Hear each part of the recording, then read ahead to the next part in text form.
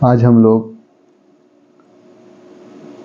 का टॉपिक है परमेय संख्या और हम परमेय संख्या के बारे में डीप अध्ययन करेंगे। चलिए शुरू करते हैं। परमेय संख्या किसे कहते हैं? परमेय संख्या हम वैसी संख्या को कहेंगे जिसे p/q के रूप में लिखा जा सकता है। तो उसका परिभाषा कैसे होगा, तो एडजस्ट कर लेते हैं। हाँ, वैसी संख्या जिसे p/q के रूप में लिखा जा सके, परिमेय संख्या कहलाती है। ठीक है, जहाँ p व q एक पूर्णांक हैं तथा q is not equal to 0। जैसे में हम लोग समझ लेते हैं, जैसे 1/2, 6/3, 4/2, ऐसे और भी हो सकता है। अब कोई भी भिन्नात्मक संख्या हो वो भी परमेय संख्या होगा, यानी कि भिन्न के रूप में होगा, वो परमेय संख्या कहलाएगा। इसका एक और हम परिभाषा बना सकते हैं, जैसे कि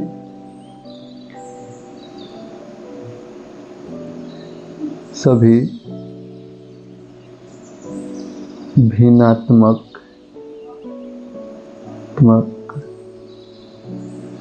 संख्याएं परिमेय संख्या होंगी।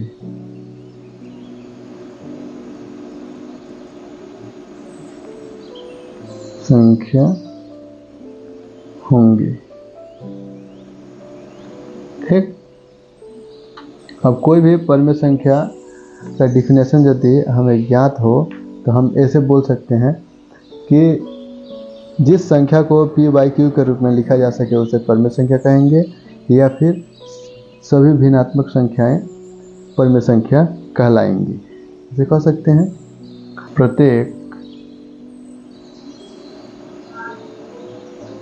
प्रत्येक पूर्ण संख्या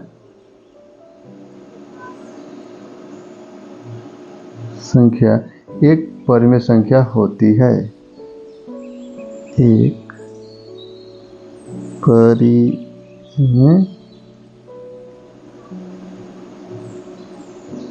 संख्या होती है। जैसे 5 बराबर हम लिख सकते हैं 5/1 हम लिख देंगे। फिर और क्या लिख सकते हैं, -3 को भी हम क्या लिख सकते हैं, -3/1 लिख सकते हैं। ये सब क्या है, परमेय संख्या है। क्या लिखा है, प्रत्येक पूर्ण संख्या एक परमेय संख्या होंगी। ये सब पूर्ण संख्या है, ये सब क्या होंगी, एक परमेय संख्या होंगी। लेकिन याद रहे, हमें यह भी याद रखना है कि प्रत्येक परमेय संख्या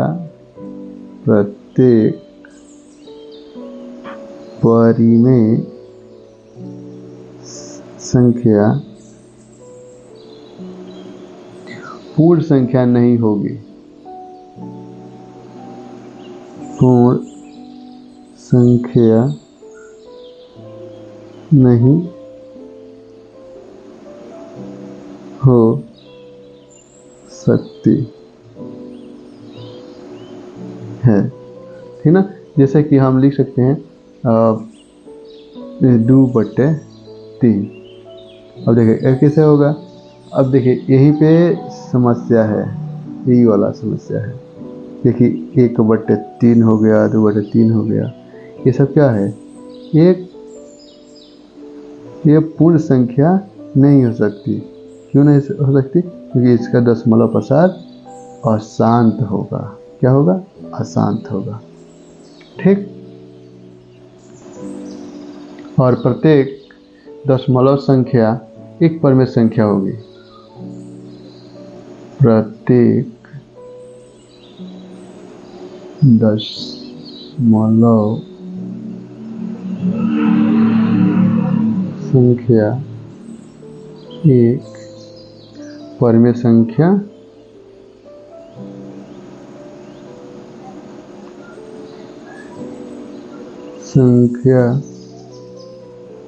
होगी। एकदम से याद रखिएगा। ये सब छोटी छोटी बातें हैं जो हमें हमेशा याद रखना चाहिए, ताकि हम कहीं भी हमें कोई चीज़ नया ना लगे। ठीक है ना। जैसे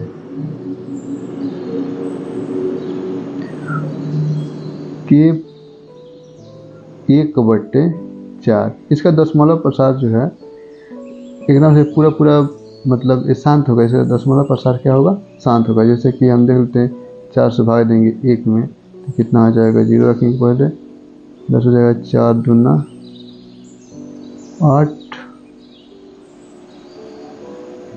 यानी कि हमारा ये दशमलव प्रसार यहाँ पे कंप्लीट हो जाता है। वे क्या कहलाएगा? ये परिमेय संख्या होगा। अगला बात क्या कहता है भाई, आगे देख लेते हैं हम लोग। जैसे अब हम लोग पढ़ने वाले हैं परिमेय संख्याओं का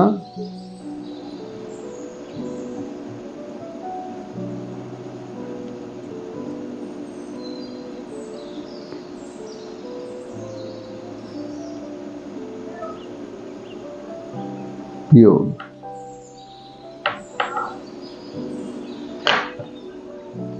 अब क्या है परिमेय संख्याओं का योग? जैसे कि हम लिखेंगे, हाँ, परिमेय संख्या क्या होगा? 4/9 हो सकता है, प्लस लिख सकते हैं 5/6 भी हो सकता है। और ये सब क्या है? परिमेय संख्या है। इसको हम इसका योग करेंगे। इसको क्या करेंगे हम लोग? योग करेंगे। तो योग करने के लिए सबसे आसान उपाय है, इन दोनों का एलसीएम निकालिए। तो एलसीएम निकालेंगे तो इन दोनों का एलसीएम आ जाएगा आपका 18। तो जब इसको डिवाइड करेंगे, इसे इसमें डिवाइड करते हैं, भाग देते हैं, इसे इसमें भाग देते हैं। भाग देने पर 9 से 18 में भाग देंगे तो 2 बार में कट जाएगा।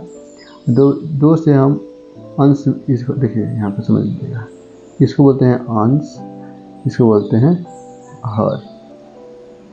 तो हर से पहले एलसीएम में हम भाग देंगे। भाग देने के बाद अंश से उसके भागफल में गुणा कर देते हैं। जैसे कि 9 दूना 18, 2 आ गया भागफल, तो भागफल से हम 4 में गुणा करेंगे, यानी कि अंश में गुणा करेंगे तो कितना आ जाएगा? 8 प्लस, इससे इसमें हम भाग करेंगे तो 6 3 18 हो जाएगा, यानी कि 3 आ गया भागफल। और उस 3 से हम 5 में गुणा कर देंगे, तो 5 में गुणा करेंगे तो कितना जाएगा? 15 हो जाएगा। टोटल हमारा कितना आ जाएगा? 23/18। ठीक है। यह है सबसे आसान उपाय। इसका एग्जाम्पल ले लेते हैं। एक नंबर था, एक और एग्जाम्पल ले लेते हैं। यदि 6/7 प्लस ब्रैकेट में -4/9 हो, तब कितना होगा? सबसे पहले एलसीएम निकाल लेंगे तो 63 हो जाता है। ये हो जाएगा, इससे इसमें भाग देंगे तो 9 होगा, 7 9 63 होता है। तो उस 9 से हम 6 में गुणा करेंगे तो 9 6 54 हो जाता है, प्लस 7 9 63, तो 9 7 30 हो जाएगा, 7 चौका 28 हो जाएगा यहाँ पे। और देखिए इधर प्लस है, इधर क्या है माइनस है, तो माइनस प्लस हमेशा क्या होता है, याद रखिएगा, माइनस और प्लस को जब जोड़ेंगे तो हमें मिलेगा माइनस, ठीक ना। तो माइनस प्लस दोनों को जोड़ दिए तो क्या मिला हमें, माइनस। तो हम यहाँ पे करेंगे तो इसमें से घटा देंगे तो कितना देगा, पहले 6, अब 4 में से 2 गया 2/63, ये हमें मिलके तैयार। ये परफेक्ट आंसर है।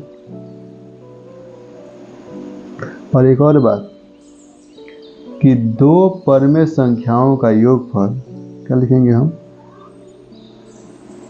2 परिमेय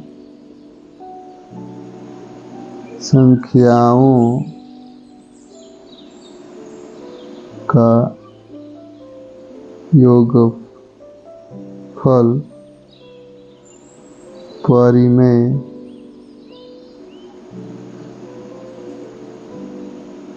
ही होता है ना। जैसे कि यहाँ पे देखिए ये दोनों परिमेय संख्या हैं अलग अलग, ये भी अलग है ये भी अलग है, इनका योगफल कितना आया, इनको जोड़ दिए तो हमें मिल गया 26/63। ये क्या है, ये भी परिमेय संख्या है। यहाँ पे देखिए 4/9 और 5/6 को जोड़ दिए, ये दोनों परिमेय संख्या हैं। इन दोनों का योगफल कितना होता है, परिमेय संख्या ही है, ये भी परिमेय संख्या है। इनका ना अंतर जो होगा, 2 परिमेय संख्या अंतर परिमेय संख्या ही होती है। अगला जो टॉपिक है हमारा, अब इसको समझते हैं, साहचर्यता या साहचर्यता, ये क्या है नियम। तो इसको हम कहेंगे परिमेय जो संख्या है, परिमेय संख्याओं का योग, संख्याओं का योग साहचर्य है, साहचर्य है। अभी कैसे है साहचर्य, इसको देख लेते हैं। एक सूत्र होता है P/Q प्लस M/N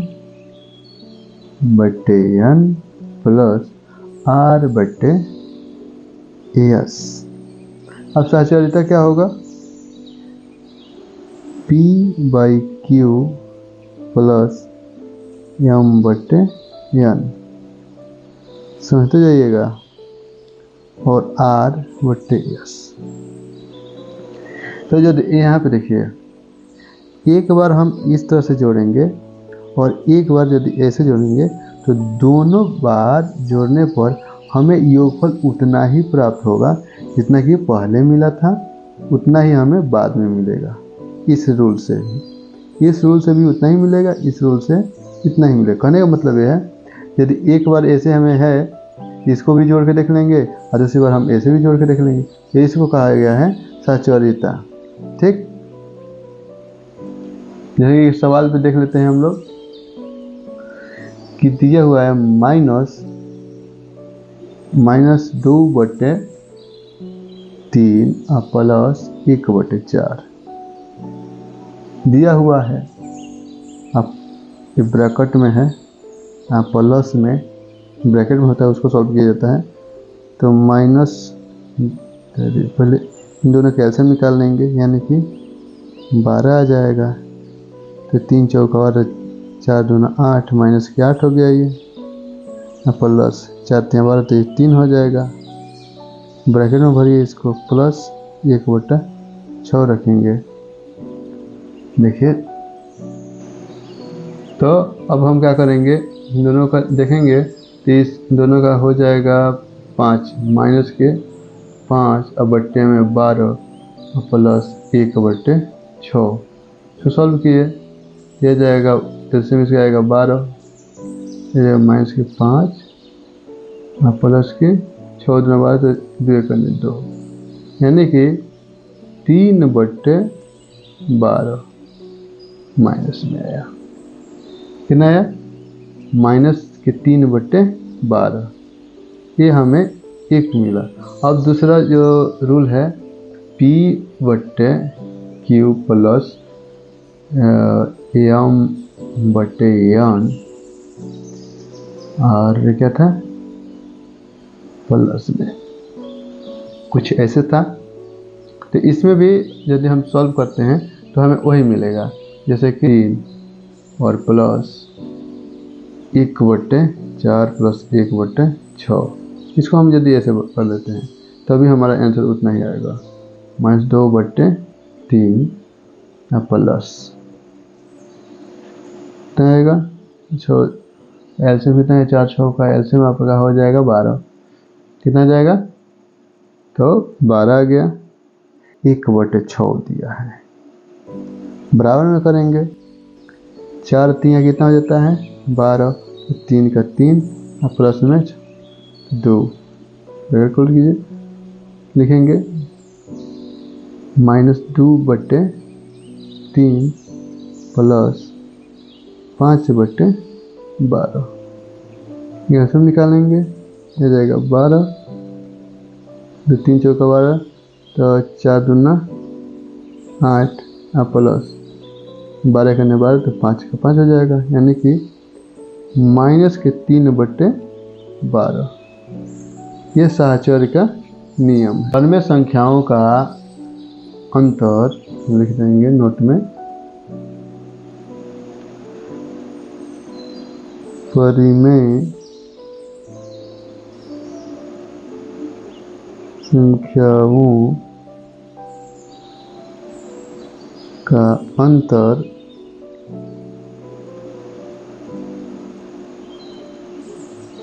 चर्य नहीं होगा, ठीक ना। यानी कि हम तो जोड़ तो सकते हैं परंतु घटा नहीं सकते। घटाएंगे तो हमें योगफल इतना, अंतर इतना नहीं प्राप्त होगा, दोनों का अंतर बराबर हमें नहीं प्राप्त होगा।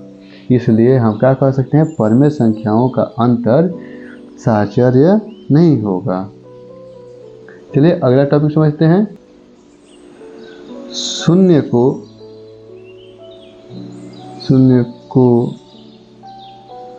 परिमेय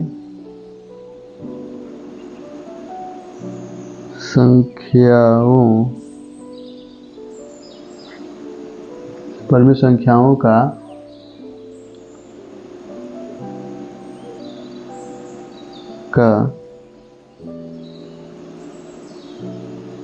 योज्य तत्समक